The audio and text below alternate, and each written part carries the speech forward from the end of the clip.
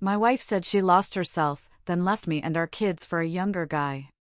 She joined a feminist self-heal group, had a baby, lost it all, and now she wants me back. My wife walked out on me and our 2 kids for a barista barely out of college. She didn't feel an ounce of guilt. Because a group of women online told her it was empowering to blow up her life. I'm Ethan, 41. And I never thought I'd be that guy, sitting alone in what used to be our shared bedroom, scrolling through old photos and wondering where it all went wrong. Olivia didn't leave because she fell out of love. She left because she convinced herself that being a mother and a wife meant she'd lost her identity. And apparently, finding herself meant abandoning everything we'd built together over 13 years. I'm not looking for sympathy, and I'm not here to trash her. I just need to get this out. What happened over the past 2 years has been so surreal, sometimes I wake up thinking it was all some kind of twisted dream.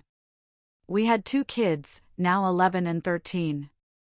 We owned a house in a decent neighborhood, both had stable jobs. The kind of life that doesn't make for exciting stories, but felt so solid, so real. I'm a project manager for a construction firm. Olivia worked part-time as a graphic designer from home. We had our routine, like any other family. I genuinely thought we were fine. Maybe not fireworks every single day, but fine in that comfortable, deeply connected way that comes with years of knowing someone inside and out. About 2 years ago, Olivia started saying she didn't know who she was anymore. At first, I figured it was just stress, or maybe she needed a new hobby.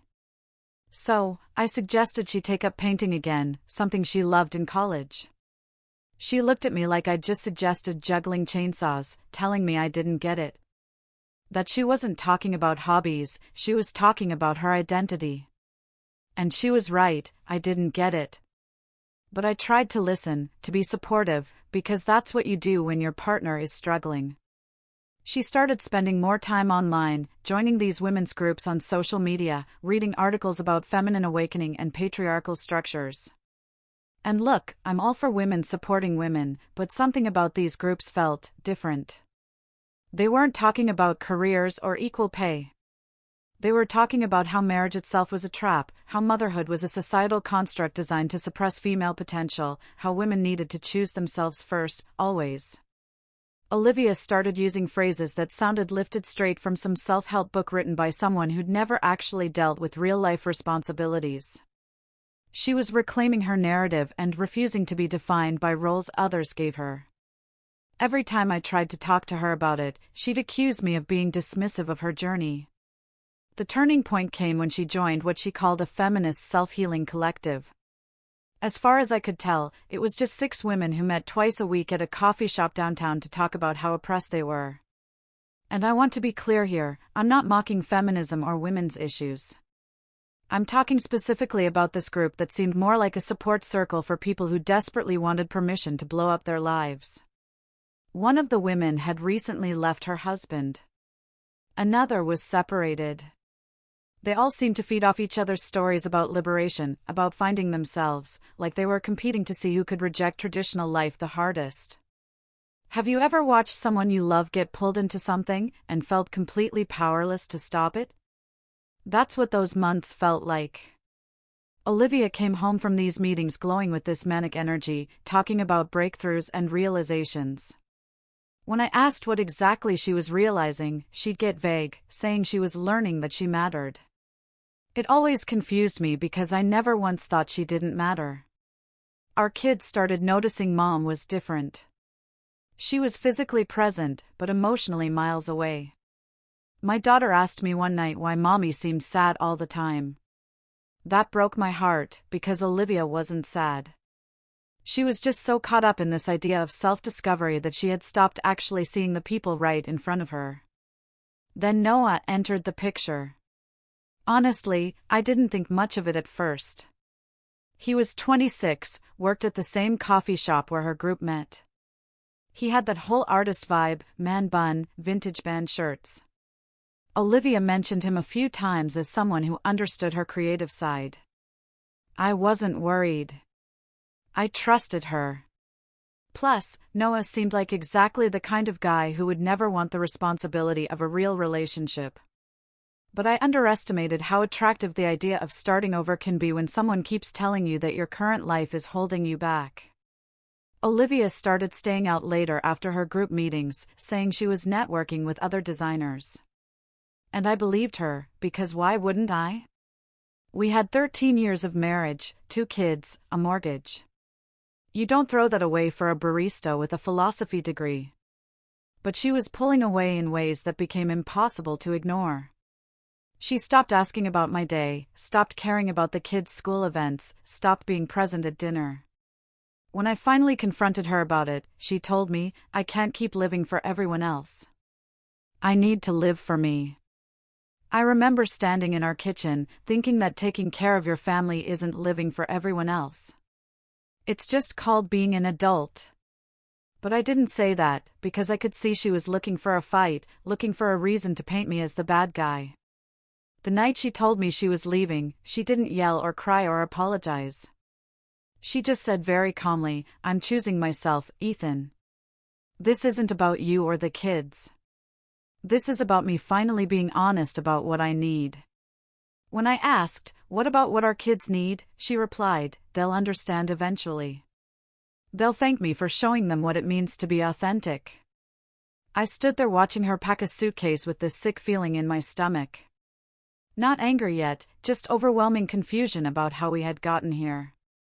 She moved in with Noah 3 days later. Didn't even get her own place. Just went straight from our family home to his tiny apartment above a record store. The kids asked where Mommy went, and I told them she needed some time to figure things out, which was the truth, even if it wasn't the whole truth. My son, who was 11 at the time, asked, is it because of us? I had to sit them both down and explain that sometimes adults make choices that don't make sense, but it's never the kids' fault. Never, ever. Olivia came by the next week to see the kids, and she brought Noah with her. It felt like a slap in the face, but I kept my cool because the kids were watching. She introduced him as her friend who was helping her through a difficult time. Like I was the difficult time she needed help getting through. I watched my daughter's face when she saw this stranger in our driveway. And I saw the exact moment she understood that everything had changed, that Mom wasn't coming back, that this was the new reality. Olivia started posting on social media about her journey. Long captions about breaking free from societal expectations and choosing radical self-love. Her friends from the group would comment with praise about how proud they were and how she was glowing. Meanwhile, I was at home meal prepping for the week, helping with homework, and trying to explain to 2 confused kids why their mother chose herself over them. Looking back now, I can see all the warning signs I missed. The way she stopped asking about our future together. The way she talked about her life instead of our life. The way she started viewing every family responsibility as a burden instead of just part of being a parent. But in the moment, I kept thinking this was just a phase, that she'd snap out of it once she realized what she was throwing away. I was wrong. She was just getting started. And I had no idea how much worse things were about to get. The first month after Olivia left was the hardest. Not because I missed her, but because I had to become 2 parents overnight while pretending everything was going to be okay. I took over the morning routines, the school drop-offs, the homework checks, doctor appointments, parent-teacher conferences. All the invisible labor Olivia used to handle while I was at work. And I realized pretty quickly that I had no idea how much she actually did before she decided none of it mattered anymore. My daughter started having nightmares about her mom forgetting her. My son became quiet and withdrawn in a way that scared me. I spent my evenings researching child psychologists while meal prepping lunches for the week, because there literally weren't enough hours in the day.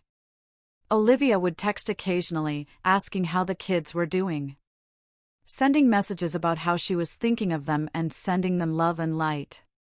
Which sounds nice until you realize that love and light doesn't help with math homework or explain why Mommy isn't coming to the school play.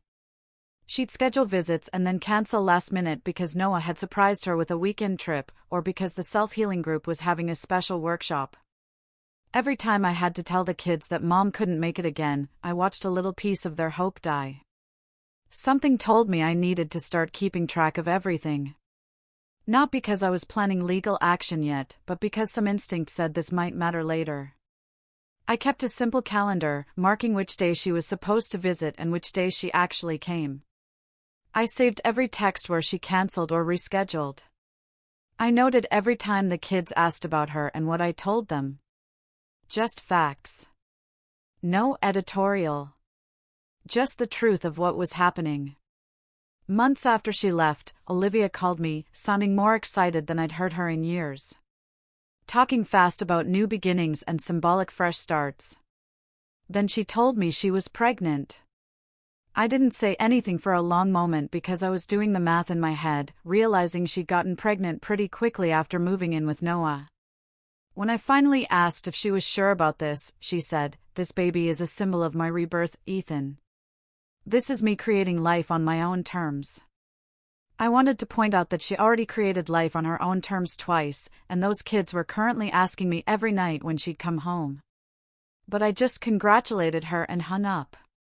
The self-healing group threw her a celebration, posting pictures on social media of Olivia glowing in a flower crown, talking about divine feminine energy and the power of choosing yourself. I'm looking at these photos, thinking about how my daughter cried herself to sleep the night before because she thought mom didn't love her anymore. Would you keep supporting someone who celebrated their new life while ignoring the kids they left behind? Because her so-called support system sure did. Noah started pulling away around her 7th month. You could see it in the photos Olivia posted. He was there, but not really there. Standing slightly apart, checking his phone, looking like a guy who just realized that ideals about freedom and self-discovery don't pay for diapers. Olivia started posting less about liberation and more about the challenges of preparing for a baby. Looking for recommendations for affordable cribs and asking if anyone knew of part-time, work-from-home jobs that were pregnancy-friendly. And the self-healing group went mysteriously quiet in the comments. Nobody was offering to help with baby supplies. Nobody was volunteering to throw a baby shower. They were all very supportive of the idea of her choices, but apparently not the reality of them. I should have felt vindicated, but I just felt tired watching this woman I'd spent 13 years with slowly realize that Instagram feminism doesn't keep the lights on. She reached out to her parents asking for financial help. They told her they'd be happy to help their grandchildren, meaning our 2 kids, but they weren't going to fund her new life with a guy barely older than their nephew. Olivia took this as a betrayal and posted a long thing about how society punishes women for being honest. The baby was born in month 12, a boy. And suddenly, Olivia was dealing with the reality of a newborn in a tiny apartment, with a partner who had checked out emotionally, and a support system that had evaporated the moment real help was needed. She started calling me more often. Not to talk about our kids, but to vent about Noah, about how he wasn't stepping up, about how she felt alone, about how this wasn't what she thought it would be. And I'd listen, because that's what I do. But I never offered solutions, because these weren't my problems to solve anymore. My lawyer had been telling me for months that I should file for primary custody, that I had more than enough documentation showing I was the stable parent. But I kept hesitating because I didn't want to be the guy who weaponized the courts against his ex. I wanted Olivia to step up on her own. But she wasn't stepping up. She was barely keeping her head above water, missing more visits, showing up late when she did come, looking exhausted and distracted. My kids were getting anxious every time they were supposed to see her, because they never knew if she'd actually show. I finally filed for primary custody 14 months after she left. Not out of revenge, but out of necessity. My kids needed stability, and they weren't getting it from her. The court process was surprisingly straightforward. My lawyer presented the calendar of missed visits, the text showing cancellations, the documentation of me handling every aspect of the kids' lives while Olivia was focused on her journey. Her lawyer didn't have much to counter with, except arguments about how she was going through a transitional period and deserved grace. The judge looked at the evidence, looked at Olivia, and asked her directly how many of her scheduled visits she'd actually kept in the past 6 months. When she couldn't give a straight answer, I saw his expression change. He granted me primary physical custody, with Olivia getting visitation every other weekend. She walked out of that courtroom looking like she'd been slapped. She didn't talk to me for 2 weeks after the hearing. When she finally did, it wasn't to apologize or ask about the kids. It was to tell me, "You're punishing me for choosing myself, Ethan. You're using the system to hurt me." I remember thinking that I didn't need to use anything to hurt her. She was doing that perfectly well on her own. Noah left a month after the custody hearing. He just moved out while she was at work, left a note saying he couldn't do this anymore, couldn't be responsible for a kid that wasn't his and a girlfriend who was drowning in regret disguised as empowerment. Olivia called me sobbing, actually sobbing, for the first time since this whole thing started. She asked if she could come over, said she needed to talk. I told her, "We can talk about the kids anytime. But if you need someone to process your relationship drama with, that's not my job anymore." The self-healing group had completely disappeared by this point. No more meetings, no more supportive comments. Just silence from the women who had cheered her on when she was blowing up her life, but had nothing to offer when she was living in the wreckage. Here's what I learned from watching this unfold: when people build their identity around rejecting responsibility, they attract others doing the same thing. And when reality hits, that whole support system collapses because it was never built on anything real to begin with. It was built on validating each other's avoidance. Olivia moved into a cheaper apartment, started working full-time again out of necessity, found childcare for her baby, and slowly started trying to rebuild some kind of relationship with our kids. Showing up more consistently for her visits, actually asking them about school and their lives. But the damage was done. Our daughter was polite but distant. Our son was guarded. And they both knew on some level that I was the one who'd been there all along. I started seeing someone new around this time, a woman I met through work named Claire. Nothing serious at first, just coffee and conversations with someone who didn't come with years of baggage. It felt strange to laugh again, to have an adult conversation that wasn't about custody schedules or missed visits. I didn't tell Olivia, and I definitely didn't introduce Claire to the kids for months, because I wanted to be sure. Wanted to protect them from any more instability. Then Olivia found out I was seeing someone. I don't know how, maybe mutual friends, or maybe she saw something on social media. And that's when she reached out, asking to meet. "We need to talk, Ethan, please. I know I don't deserve it, but I need you to hear me out." I looked at that text for a long time before responding. And I realized something important: she still didn't get it. Even after everything, she still thought this was about her. I met Olivia at a coffee shop 6 months after Noah left. Neutral territory, because I didn't want her in my house, and she didn't want me in hers. When she walked in, looking tired in a way that had nothing to do with lack of sleep, I felt nothing. Not anger, not sympathy. Just this flat acknowledgement that we were strangers now. She ordered a tea she didn't drink, and spent the first 5 minutes apologizing. Not for leaving, not for abandoning our kids, but for how things had turned out. Like our marriage ending was some kind of natural disaster nobody could have prevented, instead of a series of choices she made deliberately. She told me she'd been doing a lot of thinking, a lot of self-reflection, and she wanted me to understand that she never meant to hurt anyone. She was just trying to be true to herself. I sat there thinking about all the times our daughter asked if mommy still loved her while Olivia was being true to herself with a 26-year-old. She said Noah leaving had been a wake-up call, that she realized she'd been chasing an idea instead of dealing with reality. And she wanted to do better, wanted to be better for our kids, wanted me to see that she was trying. I told her I could see she was trying, and that was good for the kids. That consistent visits and actual presence in their lives was what mattered. She looked at me like I'd missed the point of everything she just said. Then she got to the real reason she wanted to meet. Asking if there was any chance, any possibility, that we could try again. Not jump back into marriage, obviously, but maybe start over, take things slow, see if we could rebuild what we had.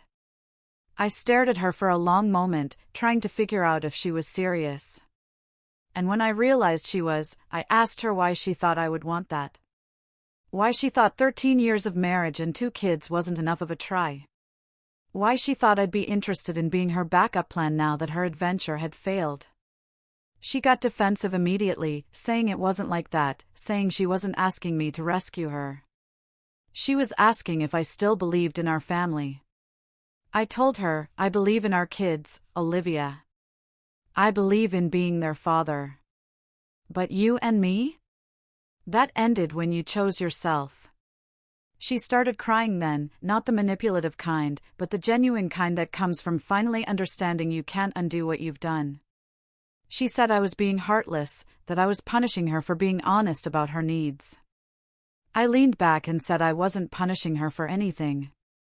I was just not volunteering to be hurt again. And there's a difference between punishment and boundaries. She brought up the kids, saying they deserved to have both parents together, that an intact family was better for them. I reminded her that she was the one who decided an intact family wasn't enough, that she was the one who chose to blow everything up because some women on the internet told her she was oppressed. Olivia switched tactics then, trying a different approach, saying the courts were unfair to mothers, that the system was designed to punish women who didn't fit traditional roles, that I had used my privilege to take her children away. I let her finish, and then very calmly laid out the facts. How she'd missed over 60% of her scheduled visits in the first 6 months. How she'd cancelled on the kids' birthdays. How she'd been so focused on her rebirth that she forgot she already had 2 humans who needed her. And I asked her which part of that was the system being unfair versus her just not showing up.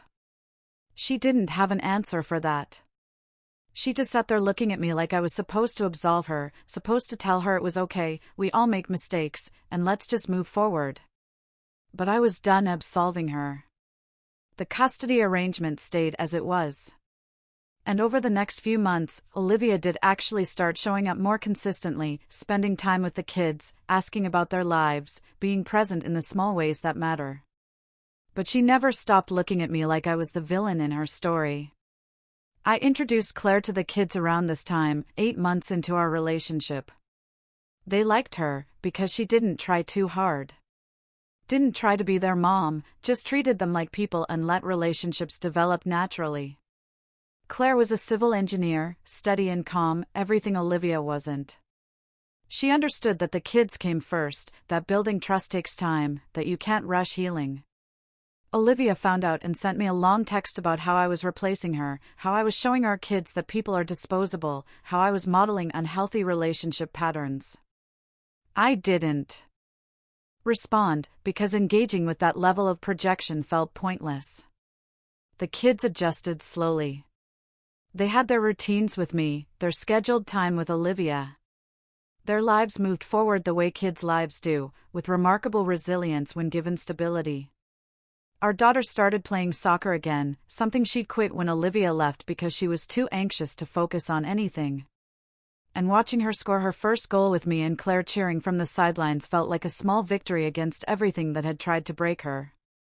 Our son started opening up more, talking about his feelings, processing what had happened with the help of the therapist I'd found. He told me one day that he understood now that Mom's choices weren't about him, weren't about any of us. They were about her. I was proud of him for figuring that out at 13 years old, even though it broke my heart that he had to. Olivia continued her narrative on social media, posting about the challenges of co-parenting with a difficult ex, about how society punishes women for choosing authenticity, about bias in family courts. Her few remaining friends from the self-healing group would comment supportive things while having no idea what actually happened. She never posted about the visits she missed. Never mentioned why custody was awarded the way it was. Never acknowledged that she'd chosen a man she barely knew over her own children. It was always about what was done to her, never what she had done. I ran into one of her friends from that group at the grocery store once, and she gave me this look of pure judgment, like I was the man who crushed a woman's spirit. I wanted to tell her the whole story, but I didn't. Because people believe what they want to believe, and I was tired of defending myself. What would you have done in that moment? Claire and I got engaged 2 years after we started dating. Nothing dramatic, just a quiet proposal at home. When I told the kids, they were excited in that cautious way kids are when they've learned that good things can disappear. Olivia heard about it through the kids and called me angry, asking how I could move on so fast, how I could bring another woman into our children's lives, how I could just replace her like she never mattered. I told her, I'm not replacing you, Olivia. You did that yourself when you decided being their mother wasn't enough. She said I was heartless. Said I never really loved her if I could move on this easily. I said, I loved you for 13 years. I loved you through every version of yourself you showed me. But I'm not going to love you through the version that abandons our kids. That's where I draw the line. That was the last real conversation we had. Everything after that was logistics and schedules and information about the kids. Polite and distant, like strangers coordinating shared responsibilities. The kids are doing well now. They have therapy. They have routines. They have a father who shows up, and a stepmother who's kind, and a mother who visits on weekends and tries in her own limited way. Olivia still posts sometimes about her journey, about lessons learned, about the cost of authenticity. But she never quite admits what she actually did. Never quite takes full responsibility. Just hints at having paid a heavy price for being true to herself. She still has her baby with Noah, raising him alone, working full-time, doing the single mom thing she'd somehow thought wouldn't be hard.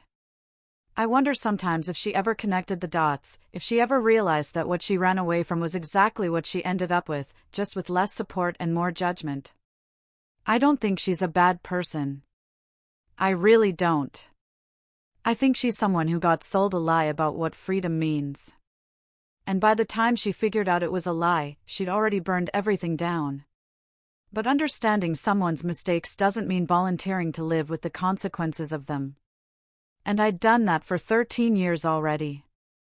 Here's what I want you to take away from this story, because I've had 2 years to think about it. Real love isn't about grand gestures or finding yourself or choosing yourself first. It's about showing up on the boring days. It's about doing the dishes and helping with homework and being there when your kid has a nightmare. It's about building something together instead of constantly looking for what you're missing. Olivia thought she was being brave by choosing herself. Thought she was breaking free from oppression. But all she really did was trade one set of responsibilities for another, while losing the people who actually mattered. The irony is that she ended up exactly where she started, a working mom dealing with the daily grind of raising a kid. Except now she's doing it alone, without the support system she destroyed. She said she chose herself, said it like it was this revolutionary act. And maybe in her mind it was. But I chose our kids. I chose to be the parent who stayed, who showed up, who did the unglamorous work of actually raising them. And looking at my daughter laughing at dinner, at my son doing his homework without anxiety, at the life we've built from the wreckage she left behind, I know which choice was worth defending. Sometimes the most radical thing you can do isn't walking away from your responsibilities. It's staying and honoring them. It's being the person your kids can count on when everything else falls apart.